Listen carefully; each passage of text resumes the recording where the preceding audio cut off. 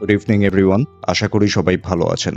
আজ আমরা কথা বলবো 5টি এফেক্টিভ গাইডলাইন্স নিয়ে, যেটি আমাদের ইংলিশ স্পিকিং এর ফ্লুয়েন্সি বাড়াতে সাহায্য করবে। তো চলুন শুরু করা যাক। Guideline 1: stop translating, start thinking in English. When you translate, your brain slows down. But when you start thinking in English, your mind and tongue move together smoothly. অর্থাৎ প্রতিবার যখন আপনি বাংলায় ভাবেন এবং সেটিকে ইংরেজিতে অনুবাদ করেন, এটি আপনার মস্তিষ্ককে থামিয়ে দেয়। কিন্তু যখন আপনি ইংরেজিতেই ভাবা শুরু করবেন, তখন আপনার কথা আর চিন্তা একসাথে কাজ করবে। ফর এক্সাম্পল, আমি ক্ষুধার্ত এর পরিবর্তে আপনি ভাবুন I am hungry, what should I eat now. বাহিরে বৃষ্টি হচ্ছে, আপনি ভাবুন ইটস রেইনিং আউটসাইড। অর্থাৎ ইংরেজি বলুন আপনার ভাবনা থেকে, অনুবাদ থেকে নয়। তো এখন আসি গাইডলাইন 2-তে। Use short confident sentences. Fluency doesn't mean long sentences, fluency means clear expressions. Fluency মানে এই নয় যে আপনাকে বড় বাক্য বলতে হবে।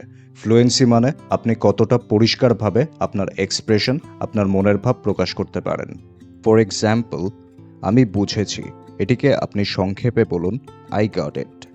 ঠিকই বলেছ, মেক্স সেন্স, এটিই যথেষ্ট, দ্যাটস এনাফ।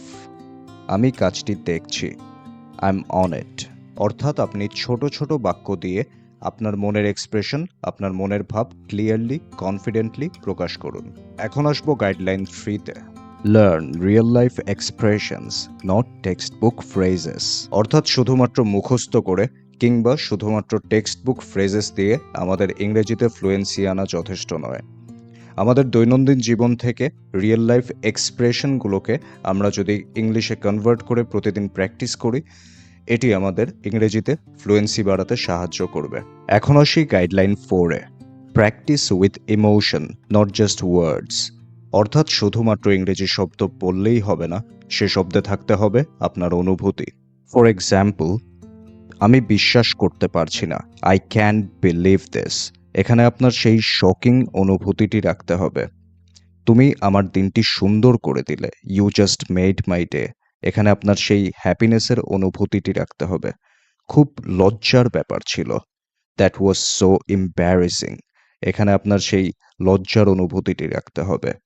আমার সাথে ঝামেলা করো না, ডোন্ট মেস উইথ মি।